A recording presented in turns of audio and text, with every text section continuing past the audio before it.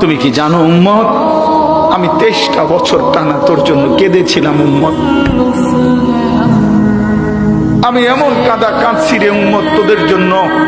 এশার নামাজের পরে দাঁড়াইছি, ফজরের আজান পর্যন্ত আমি আমার মালিকের কাছে তোদের জন্য, উম্মতের জন্য চোখের পানি ফেলে কাঁদছিলাম। আমার এত চোখের পানি তোর দিল গলাইতে পারলো না। আমি তায়েফের পাথরের আঘাতে আমার পিঠটা চালনির মতো ছিদ্র ছিদ্র হয়ে গেছে রক্তে। আমি বুকে পেটে 2টা পাথর বাঁধছি ক্ষুধার কষ্টে।